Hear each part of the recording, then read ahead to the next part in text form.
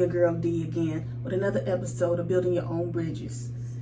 On this station, we talk about different effective tools that help in order to create the tools we need to be able to create generational wealth, to end debt, and other fabulous things that we see that we all want to obtain.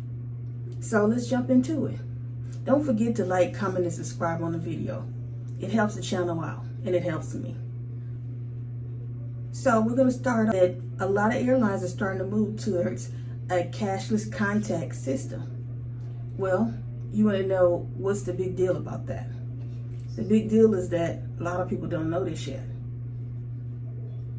According to the article that's inserted, one of the major airlines are moving to a cashless contact system in order to prevent several issues from happening going forward. A few reasons that you have to think about and how you, as usual, can build your way around this issue.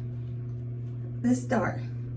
First, based on this article below, you can see that one of the major airlines is moving into this cashless contact system.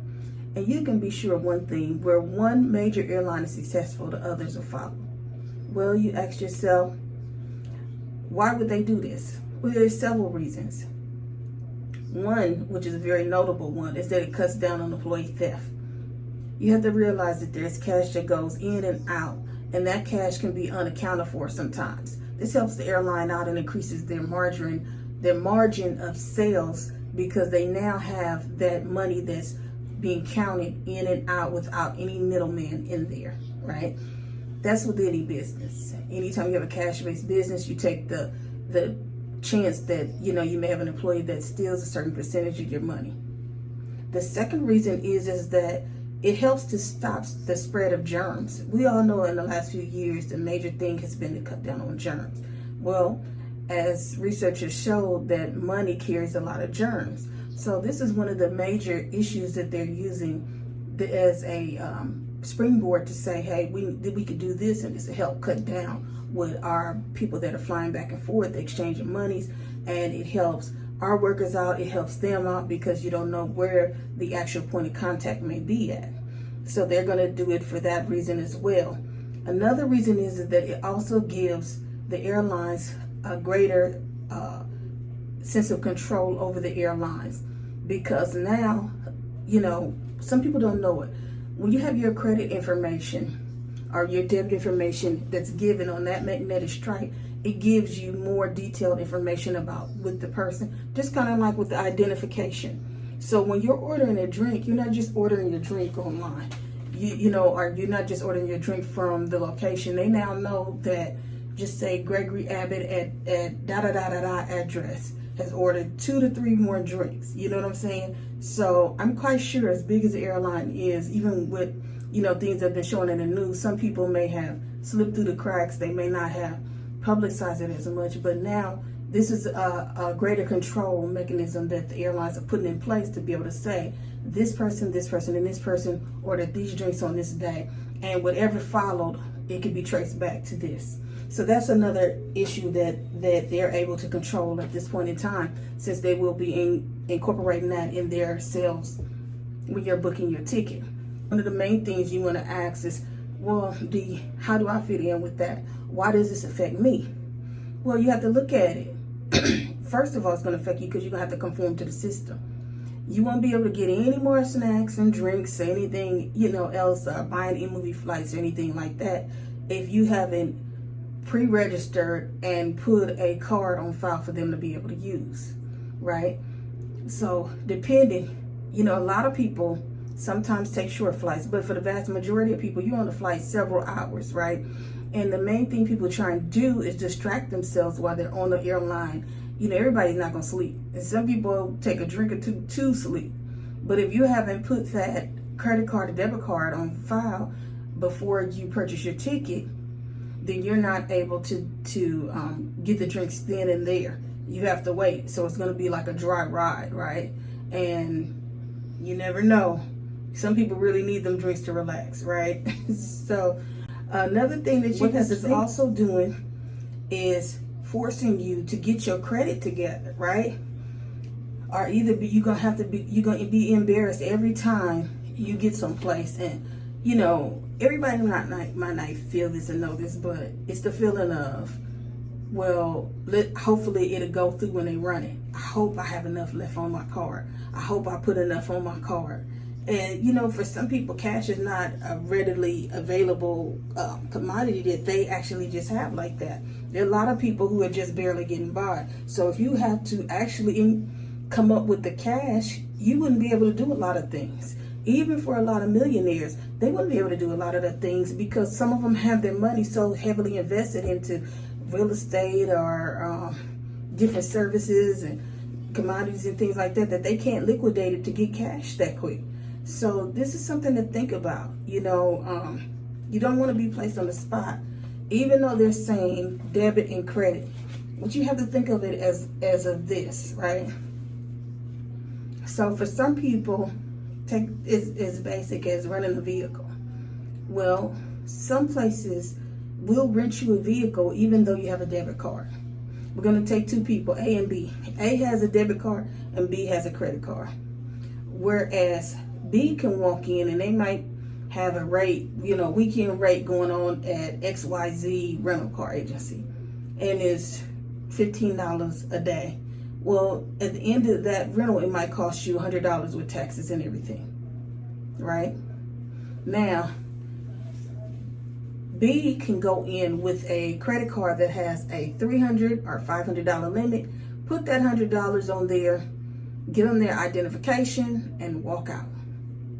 A, on the other hand, for a vehicle that's $100, is going to have to put that $100, plus they're going to have to do a deposit. Deposit base is vary on the agency that you're going to and the location you're going to. I happen to know someone who had to put $800 down to be able to rent a vehicle. You have to do what you got to do, right? So the other thing about it is that a lot of times they want references. They want credit reports that have to be pulled right then and there to be able to show your credit worthiness in order to be able to rent the vehicle. So it's a lot of different aspects that go along with it. So you have person A who doesn't have the credit card and person B who has a credit card that even if it has a low limit, it's still a credit card, right? And that's something that you really want to think about, why it is so important to be able to move to credit instead of always using a debit card as your one mode of real transportation or to be able to get different things. And I know you have the people that, oh, I only use cash, or I only use debit card. Well, that is how a lot of theft is happening. And you find a lot of multimillionaires and even billionaires who do not use debit cards. They use credit, which is other people's money, right? And, you know, in order to build our bridge, it's no need to try and think of something that's a galactic design. You know, the regular bridges get along and get you from one point of land to the other land also. So we want to be able to build a bridge that is stable and steady and has a foundation and gets us from point A to point B in the easiest and simplest terms as possible, right? So, of course, I'm bringing all this up because even when I'm telling you what the problem is, you know I got your solution, right?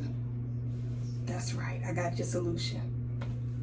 Well, I'm going to go ahead and give you a few things that you can do today. And I know you're like, D, I can't get no credit card, girl. My credit is jacked up. Is this, you know, had X, Y, and Z happen to? Listen, you are not alone, right? Everybody has been through the ringer either before, or if you haven't in these last few years, you have definitely been through the ringer. And I don't care if it's a family situation, it's a divorce situation, it's a kid situation. Everybody has some kind of an issue.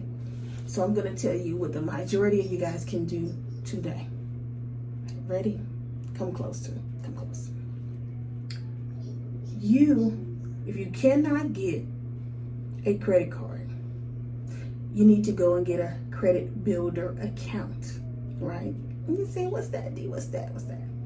What that is a credit card that is going to show lenders they're going to make regular payments. They're going to make regular entries on your credit report each month, right? Because the credit game is changing, right? And where they used to look at just your number, your score, Now they're not looking at the score anymore. They want to be able to see what's on your credit. And now it's just not seeing what you did in the last month or two. It's the overall view of 24 months. Because if you don't know, the credit bureaus and the way they're scoring is changing as well. They're in the middle of that now. And that's a video for another day, right? But what you want to do is get your credit builder account. Doesn't matter if it's a year, 2 years, however. You want to start getting some positive entry onto that credit report of yours. Because only two things have happened that your report is and your score is not high enough to get a credit card. You either don't have any credit, or the credit you have negative items on it, right? So one, you're going to get a credit builder account. And what that is that you make payments, or they come direct deposit out of your account each month, and at the end of that term they take out a percentage because they are doing administrative work and entries onto your credit bureau, and then they mail you your check back, or either they send a direct deposit back to you. This is not a scam. If you want, I will drop the link to my credit builder in the account, and you can attach to it. And yes, it would be a fee that I would receive, like the $5 or $10 fee, and then you have the invitation to be able to go onto it. All right. But I have done it myself. I'm not going to tell you guys anything on this channel that does not work. So you're going to do that, and then as you continue to work with that company, if you're going through the company that I go through, what you're going to end up doing is you're going to they're going to give you an option to go ahead and get a credit card through them. No, it's not one of the green dot credit cards. It's an actual credit card, right? What you're going to do is that you're going to have the option then to get the credit card. And the good thing about this credit card is that you don't have to send in any additional money, because you make payments and invest it in your own self, basically is what you're doing. Through this credit builder account that you have, you can deduct money from the credit builder account to the credit card, right? And then all it's doing is transferring the money from A to B. And then they'll mail you the credit card, and the credit card limit will be based on what it is you take out of your money that you paid and put into this credit card, right? And now you have two sources that'll show onto your credit report. You're going to have the credit builder and you're going to have the credit card. But the key is this: you have to make your payments on time. I don't care what kind of sacrifice you got to make. I don't care who else don't get what they going to get. You have got to make that credit card payment on time, and you got to make that credit builder payment on time. The key word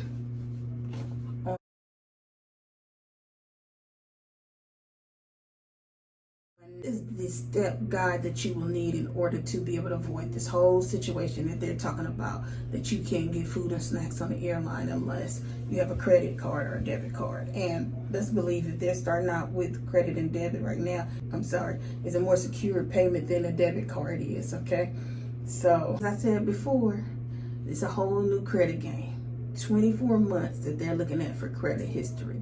So what you want to do now, we're trying to be able to build your bridge by creating credit worthiness to be able to create that foundation so you can keep going and create that generational wealth.